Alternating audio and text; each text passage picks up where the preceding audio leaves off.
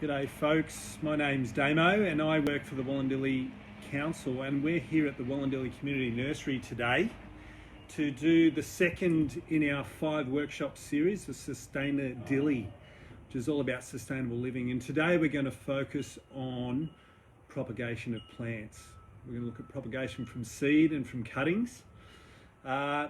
And yeah, before I start, I guess I'd just like to acknowledge some of the support. This is a bit of a collaborative effort within Council. We're working with the Wollondilly Library and also our communications department. So big thanks to Fiona and Vicky for their help in putting this all together.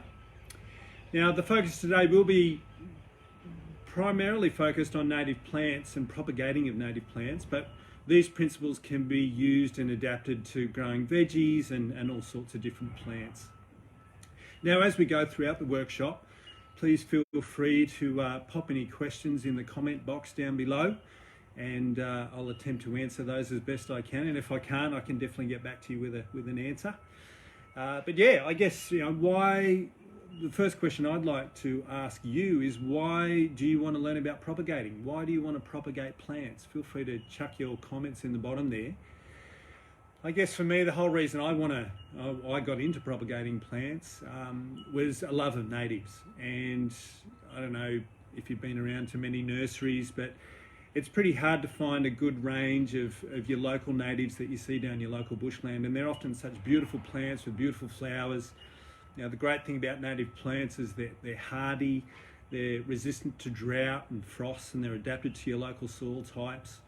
So if you can get native plants growing in the garden, you're going to have a much more efficient, water-wise garden that's going to grow more successfully.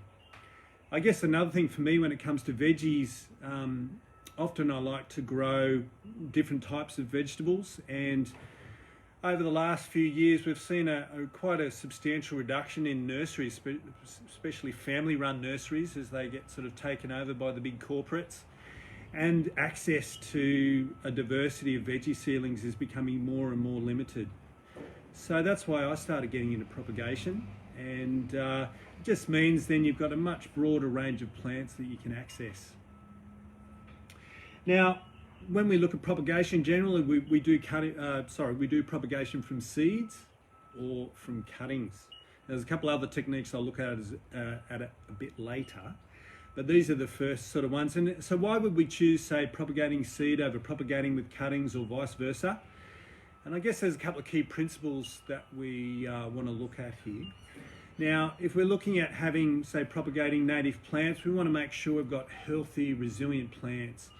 And so if we're propagating from seed, we're ensuring we've got genetic diversity, because basically a cutting is a clone. So it's like that sheep that they cloned in Scotland. It's a direct clone of the parent, and therefore its genetics are going to be all the same. So if we propagate 20 cuttings or 100 cuttings from the one plant, genetically they're going to be exactly the same. So when we look at pollinating and pollination of our flowers and producing seed in the future, we're going to end up with plants that aren't very strong and resilient. I guess another benefit of planting seed is that it's freely accessible. It's not a lot more readily available.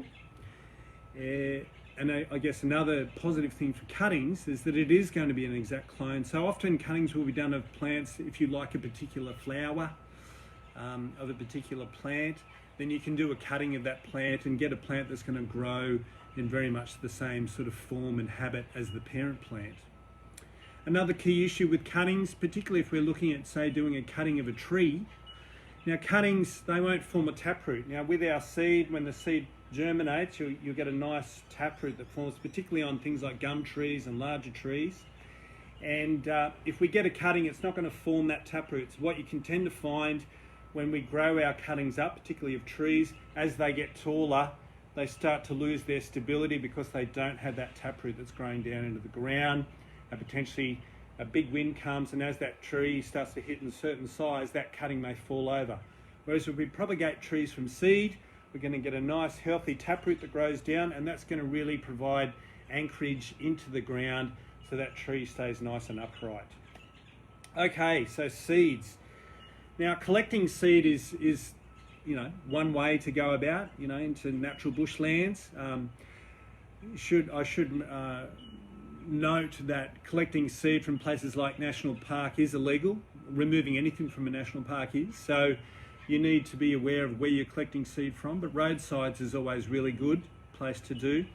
Now, often what I find when people bring seed into the nursery is that they bring seed in that's immature, it's not quite ripe, and basically isn't usable. So the key about collecting your seed is getting into the life cycle of the plant. Oh, and there's a bit of seed right there for you. We've got a bit of Acacia suaveolens, which we'll look at a bit closer in a second. I'll just put that back up.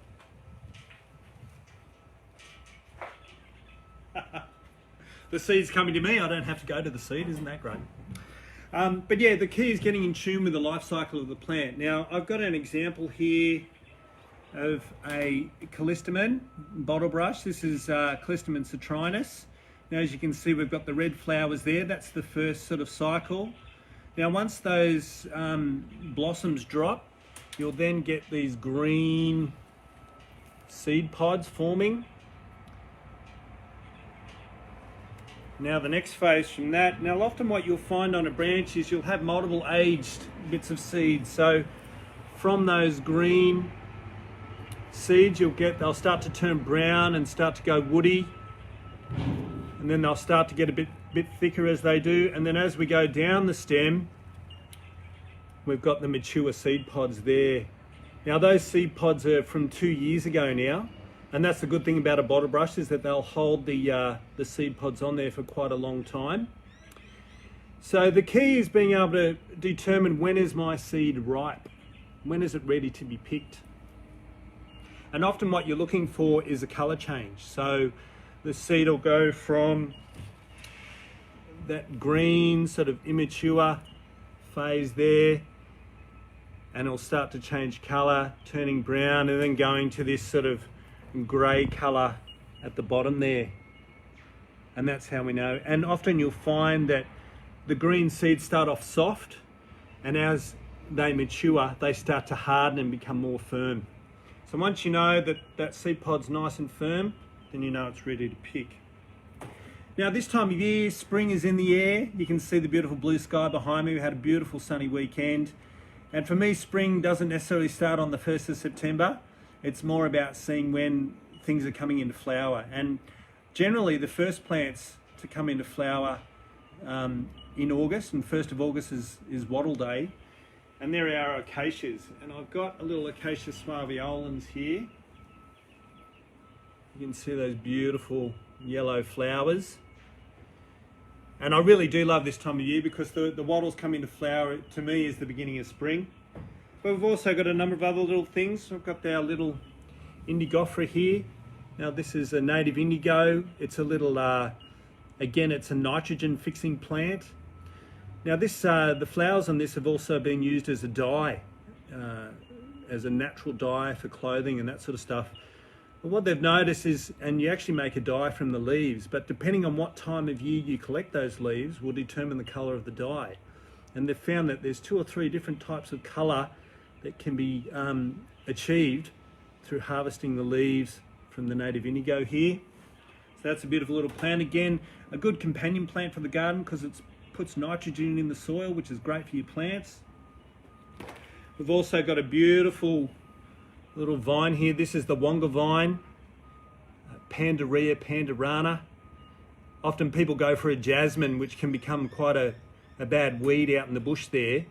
Whereas this little native here gets a really nice form. It can be grown up over a trellis and has those beautiful multicoloured flowers. So Damo, we do have a question. Yeah. Someone is asking, hey Damo, are there any rules or regulations for collecting native seeds? Which I think you did touch on. Yeah, I can add some more detail about that. So if a plant is a threatened species or it occurs in an endangered ecological community, then you need a license to be able to collect that seed. If you're looking at collecting from a national park, you again need permission from the people that manage the park. And generally you need a license for that as well. But yeah, certainly in Crown reserves, if it's not a threatened species or it's not within a threatened community. So you really do need to get to know your plants. Obviously, if you're entering somebody's private land, then you need to seek permission for that. I find roadsides generally are a pretty good opportunity, but obviously you need to be sure that you're being careful and safe collecting seed on a roadside. But any natural bushland that isn't a national park or it isn't a threatened species, then generally it's okay. Now, when we are collecting material, I guess I'd like to make the comment, there's some guidelines that we adhere to. We only collect about 10% of the seed off any given plant. We don't want our seed collection to become a threatening process. We don't want to take away food from the animals. We don't want to take away seeds from the seed bank that may, future generations of plants, particularly, I don't know if you've been out into areas that have been affected by the fires, but I've been out over the last couple of weeks and it's amazing to see how the bush is recovering after those fires. And often it's seed left within the soil in that seed bank that really is the way that the bush comes back after fire. So when we do collect seed, we only collect 10%. When we are collecting the seed off the plants, we try not to damage the plant in any way. And so I've got a pair of secateurs over here, I'll just grab them. Ideally, these are my best friend in the garden, out in the bush collecting seed. If I'm going to, say, collect this bottlebrush seed here, I always cut just above the leaf where the new branches are going to come out. Nice clean cut. That way we're not damaging the plant and we're ensuring our seed collection isn't going to be a damaging process as well. So I hope that answers your question. Just to recap, threatened species, endangered ecological communities, you need a licence. National park, you need a licence. But other areas is okay. If you're going onto a council reserve, it's probably worthwhile checking with your local council just to make sure as well. And if you are going to collect seed, do it ethically. Okay, so I showed you our Pandaria pandarana, the wonga vine, and our little indigofera. Now over here I've got a sandpaper fig, a beautiful plant. Now it actually has got sandpapery leaves. Now the fruit there has turned purple, where I've got another fruit on the back there that's yellow, and it's about half the size. So again, this starts off green, turns colour, goes into that deep purple. Now with rainforest fruits, the way you know they're ripe is that they tend to go soft. And so if you lightly squeeze them, the flesh feels quite soft. So you really need to get to know your plant to know when the seed is ripe.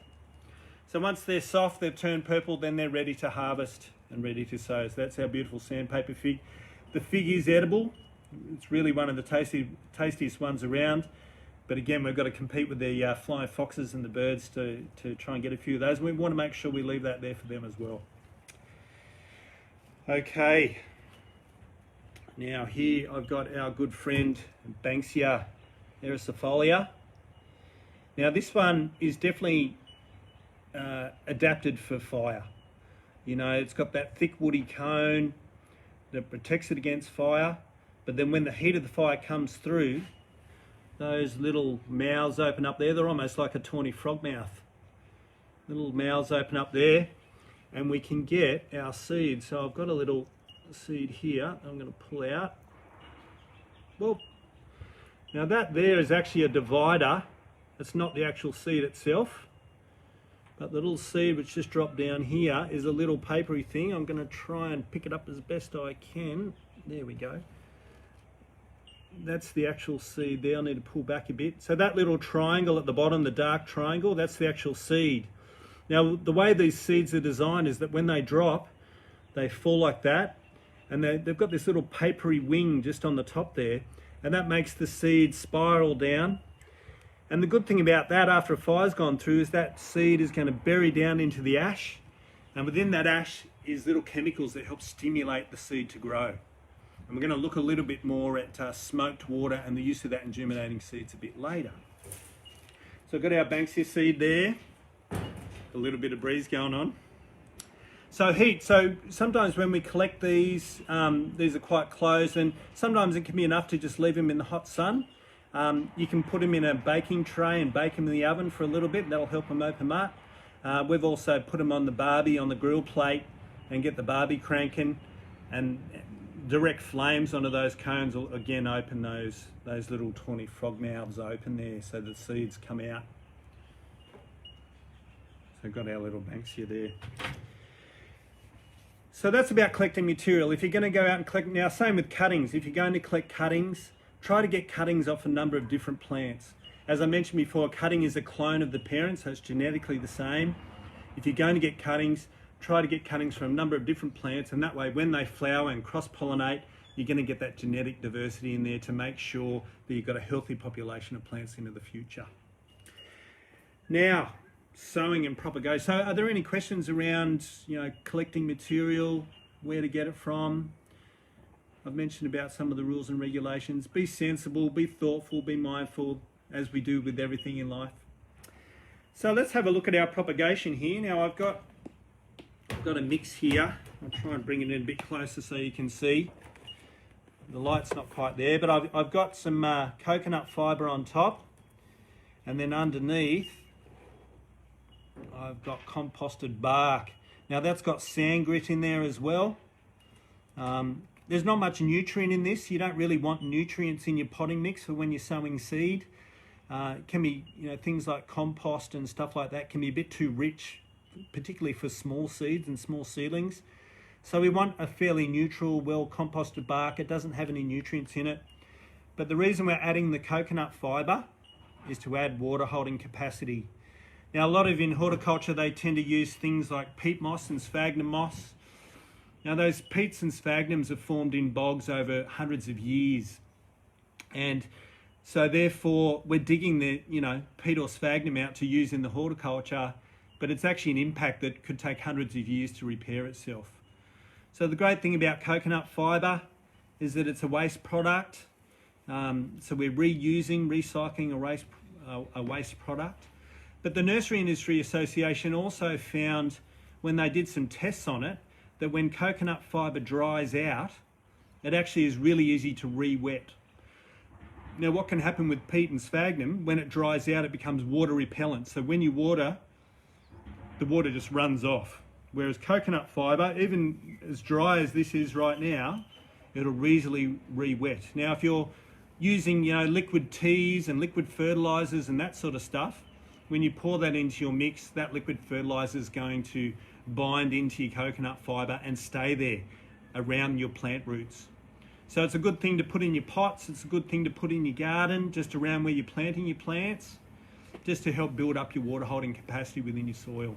So I'm going to break all that up, tear it all up into bits and pieces. Now I've got some little punnets here that we're going to sow our seed into.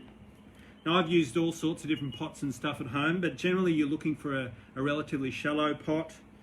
You don't want anything too deep because they can hold a bit too much water, particularly if you're using small seeds. If you're doing big rainforest seeds, big chunky seeds like figs and stuff like that, then yes, you do want a bigger pot. The bigger the seed, generally as a rule of thumb, the bigger the roots will be when they first come out. Those tiny little tea tree seeds and gum tree seeds, they have smaller roots. So I'm going to pack that in. We do have a couple of questions. Oh, yes. We've got two questions. Would you soak the harder case seeds in a seaweed solution overnight to help germination? Yeah, definitely. Look, I've found with things like the red-fruited olive plum, some of those harder sort of seeds, they're really, you need to soften that coat. So you may, and it may be, I've tried a couple of different things where I've put it in a plastic bag with some coconut fibre, moistened coconut fibre, and waited for the roots to actually pop out of that, things like bunya nuts, things like that. But yeah, look, seaweed solution's a really good one. You don't want to make sure it's too strong, but seaweed is a root stimulant, so that will definitely work on those harder seeds. We're going to have a look at our wattle seeds in a second. We're going to do something totally different with our wattle seeds, so stay tuned. One more question, Damo. Yeah. Any recommendations for good species for cutting? Look, for cuttings, I will go into more details about cutting soon. So basically what we're going to cover now is propagation of seed, and I'll just show you a couple of quick tips around that, and then I'll actually give you a zoned in focus on cutting. So I'll cover that soon. So stay tuned. All right, so I've got our potting mix here made up. Now, as a general rule of thumb, you propagate the seed as deep as the seed is thick. So I've got some of the Pandaria seed here, that wonga vine that I was telling you about. Now this is a fine, papery seed designed to be dispersed by wind. Now with this one, I'm just going to do a light sprinkle on top. Now because this seed is quite small, we don't want to bury it too deep. And that's the thing about really small seeds, say like mustard seeds or eucalypt seeds, tea tree seeds. They don't have much energy in there. So if we bury them too deep, they're going to have to, they're like pushing to try and get out, and it's just too hard, you know. So I'm going to just lightly sprinkle that on top.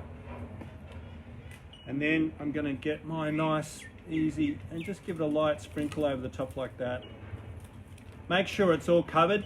If the seed is exposed to the light, when that little root comes out of the seed, it can get burnt by the sun. So you really want to make sure the seed is well covered. Pat that down. Nice and easy. And so I've covered that over. Now the key elements for seed germination is air, heat and water. You don't necessarily need direct sunlight to get your seeds to germinate. It's more about temperature. Now as a general rule of thumb, native plants like about 24 degrees, they've found generally is the optimum temperature for germination. That's why it's so hard to grow native plants in winter. But that's also why during winter we only grow certain veggies, because they're adapted to going through that cold time. So I've covered that over there. We give that a nice water in. Now I've got some other seeds. So again, the size of the seed will determine how deep you bury the seed. If it's a small seed, give it a light sprinkling. If it's a thicker rainforest seed, then get it right down there. Maybe use a bigger pot. Now I've got some wattle seeds here. I'll just get my, I haven't got my cup of tea here, but I've got my cup of hot water. I've got a glass. What have we got here? Okay, I've got some Acacia floribunda here. Now Acacia floribunda, the native wattles, like I say, they're a nitrogen fixer. They've got a really hard sort of seed. You can't really see that there, sorry. But now there was a wattle seed that was found in Sir Joseph Banks' house, and they estimated the seed to be over 85 years old. They put it in the nursery and that seed still germinated. So the longevity of wattle seed in the ground can be absolutely decades. But for them to germinate, they require heat and humidity. So I guess in a natural bushland setting, there's rain, and then we get nice warm humid times, and that water in the soil heats up and that softens the seed coat so the seeds will germinate. But what we can do here in the nursery, and this has been tested quite a bit, is I've got a cup here of boiling water, fresh straight from the kettle, super hot. I'm going to pour that in there into the glass, and I've got my seed floating around. Now the good thing about that is that if there's any seed that's unviable, it will float to the top, so we can then pull that out, and then we know that all the seed that's sunk to the bottom is all good quality seed. Out of the testing they've done, they've found that you only have to put that in there for about 20 minutes, and that's enough then to stimulate the germination. So we're going to sit that in there and leave that for 20 minutes, and later on we'll come back and sow that seed as well. So all your wattle seeds, any of your native peas like your Canedias and your Hardenbergias, the native pea vines, they all require that same treatment. Damo, another question. Vanessa, who popped on before about the seaweed solution, she's mentioned that she planted over 30 Illawarra flame tree seeds in seed raising mix a few months ago, straight after collecting from the tree, and not one germinated. Should I have waited and not sown immediately from the harvesting? Yeah, look, there's a few plants. I mean, one thing, I guess, propagating as you come into winter, it's always going to be delayed because you don't have that heat. I don't know if you've got those seeds in a heat box or whether you've just got them on the back porch, but heat is everything. So if the temperature's not there, then those seeds will sit there. If you are going to sow in winter, you make yourself up a little hot box. I remember making one just out of some recycled timbers and an old glass window, just to try and build up the heat, put it up against a a north-facing wall where that wall's going to heat up from the sun during the day to try and get that warmth in there. So it could be that, it just hasn't been warm enough, so you may have been better to wait till now. Here at the nursery, we sort of basically put our propagation on hold between sort of May through till now. Because what we've found when we have sown seed, even though we've got heat beds, the seed just doesn't grow, it just sits there and doesn't really germinate, whereas stuff we propagate now ends up growing more quickly and overtaking it. So temperature's thing. Now, there is a situation, say, with native grasses and some other species where they have what we call an after ripening period. So the seed will mature on the plant and then will drop off, but the seed won't grow for a couple of months and it has this after ripening period. So with a number of species, again, if they're setting seed at the end of autumn, they're going to sit there and wait until spring, and so then it is definitely worth waiting another couple of months. Now, generally, the Illawarra flame trees germinate quite well. I assume that the big black pod had split, so you can see the yellow seed inside. Maybe drop us a line to tell us a little bit more about that. But yeah, they're the key things, making sure the seed is ripe, but also temperature, making sure you've got a nice warm environment. Also light hours, the amount of light hours per day. Basically there's not much point in sort of planting stuff leading into the solstice, into the shortest day, and really seeds won't germinate until they're getting more than sort of 7 to 8 hours a day of light. And that'll again be a trigger for seeds to germinate. So making sure the light hours are there in the day, and then you've got your temperature there. Another thing can be that either too wet or too dry, so making sure your moisture levels in your potting mix are right. They're another key factor in trying to get your germination happening. Okay, so we've got our seed treatments there. We've got our propagation mix. Now, I mentioned before about smoke, and I've got here a big tub of Smoke Master. Now, this is they've found that there are key chemicals within ash that stimulate seed germination. And what they've been able to do, you can just get some ash from the fire and sit it in a bucket of water so that ash dissolves and gets into your water. Now what they've found, when you water your seed trays with this, it actually makes the seedlings come up much more strongly and more robust and more healthy. Now there were certain plants that actually will only germinate with this, and things like your flannel flower and even your Banksias, even though they will germinate normally, if you give them a bit of smoked water, they just come up so much stronger and healthier. You get better success rates. I found that even with a lot of the gum trees, because gum seed is so tiny, and when the seedlings come up, they're tiny little small things. Put a bit of this smoked water on there and they really just jump out of the ground. So if you can get a bit of smoked water, get the ash from the fire, sit it in a bucket. You can buy it commercially from places like Garden City Plastics, and that's where I get all our pots and trays and all that sort of stuff as well. I don't know if they have it in, you might find it in your local hardware store, then maybe to go. This particular product's called Regen 2000, and that's great for stimulating seed germination. So there's some little tricks there, particularly with doing natives. All right, well, seed propagation is pretty straightforward. Generally, particularly for propagating a range of different seeds, I like to get my little labels in there. I've got a label right here. It's a bit worn out here, but I'll put the species on there and the date. Because often when those little seedlings germinate, you're looking and you go, what is that plant? Because they send out their little cotyledons, which are quite different to their true leaves, and it's hard to identify what the plant is. So whenever I sow my seed, I put a little label in there so I can keep track of what's growing where. And by putting the date on there, you can also work out, okay, maybe after a couple of months, is this still going to germinate? It could be that the seed's not viable, maybe it wasn't pollinated properly. There's a range of factors that can affect that. And sometimes it's just a waiting game as well, and the time of year. So I try to label everything. That's a good rule of thumb. That way you can keep track of what your plants are doing. Okay, well, I think that's all I wanted to cover on seed and seed propagation. Is there any other questions around that before we move on to cuttings? There was just, Vanessa's just written back and she said thanks. And Nairi's commented about the great tip about the ash. She loves that it's mimicking nature. Yeah, definitely. And that's, often when we're trying to grow native plants, that's what we're trying to do, is imitate nature. Now, there's things like the lamandra, the mat rush. It generally grows on creek lines, and that seed can be notoriously quite difficult to germinate. Now, generally, if you think about it, the seed drops on the side of the water bank, we get a rain, the water comes down, the seed will go and wash downstream, and then it'll wash back up on the bank and off again. And so ways that we've been able to treat that seed is to get a seed in the stocking, lift off, the toilet cistern, not the actual toilet bowl, but the toilet cistern that sits on top, lift that off, get the stocking, put that in there, put the lid back on, and every time you flush, the water drains out and flushes down through the toilet.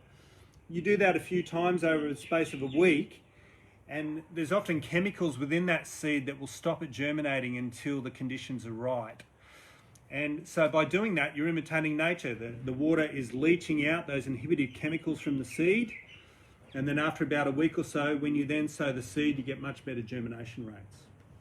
Sometimes it needs to go through the stomach of a bird.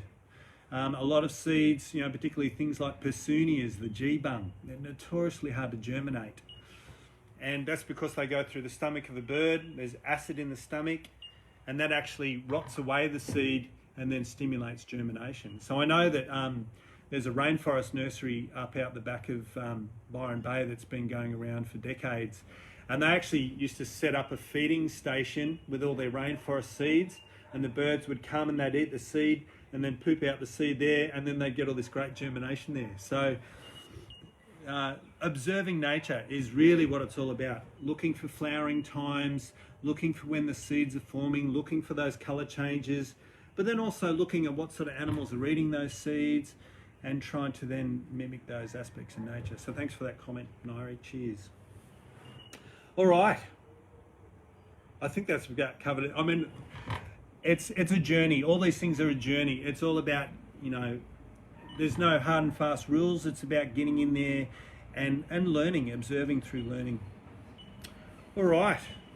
Well, I think that's about covered all my seed stuff for the moment.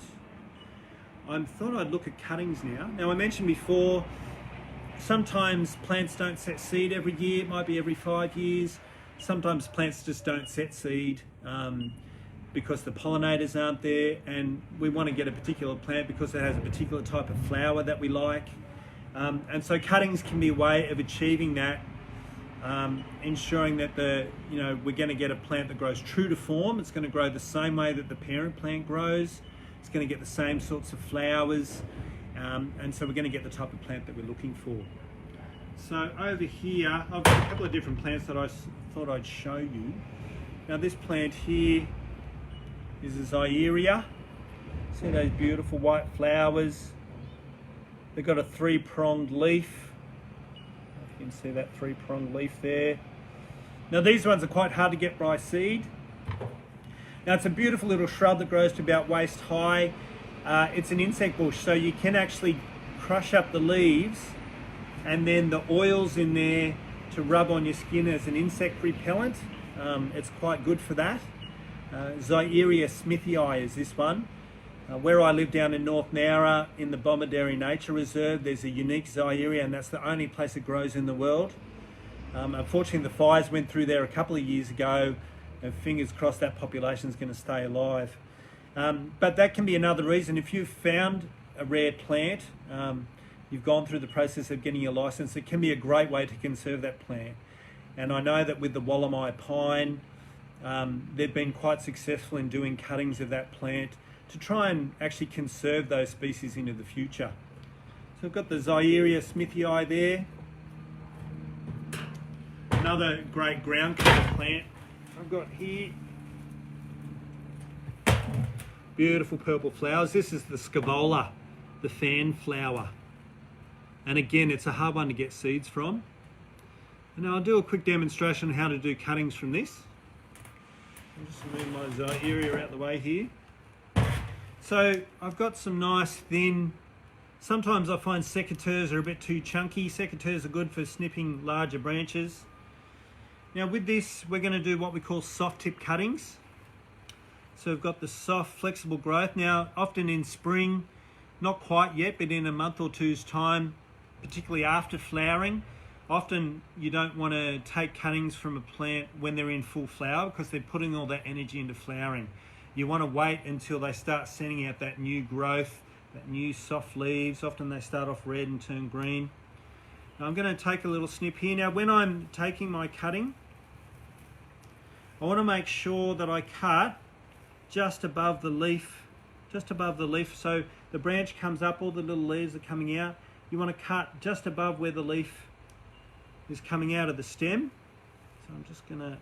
Now, generally when you're taking a cutting, you want to get a cutting that's, you know, at least 10 centimetres long. You want to know that there's at least 5 or 6 leaves going down the stem, or 4 to 5 leaves. So I'm going to trim this off down the bottom here. Now I've just snipped that off at the base. Now, when doing the cutting, if there are any flowers, we want to take those off because the plant is going to put energy into producing flowers and not producing roots. So I'm just going to, there's a little flower bud about to come out there. Sorry, flower, but we're going to grow more plants. Now then we want to remove about half the leaves of the stem. So this stem, I'm going to actually pinch off these bottom leaves here. Now the reason we're doing this is if we leave those leaves on, we're going to get transpiration. So those leaves, when it's hot, they're going to exude moisture out of the leaf, and that's going to want to dry the plant out. So we're going to reduce our leaves down. Now, where those leaves are coming out, that's called a node. And that's where cell division happens. That's where new growth gets stimulated. So what we're going to do now on all stems, there's that protective layer on the outside, and the veins and what they call the cambium layer. So like the veins and arteries that we have, plants have a cambium tissue. That's where all the nutrients and all the growth is happening. So what we're going to do now is get our very sharp scissors, and we're just going to scrape about a 1-inch layer. Just don't cut too deeply because you'll cut straight through those little arteries, those little cambium tissue. We're going to scrape that off very easily there, all the way down the stem. I mean, I've done it on one side. I'm going to now flip it over and do it on the other side. And we want to get about 1 inch because that exposed area, that's where all the roots are going to come out. So again, give that a little scrape down there. Get that down. Now, I've got 2 solutions here. Now I've got some natural honey here. Now ideally if you can get a honey, you don't really want to get your capellanos and your sort of commercially made honeys. You can get a honey from a local farmer or a local producer. They've got natural plant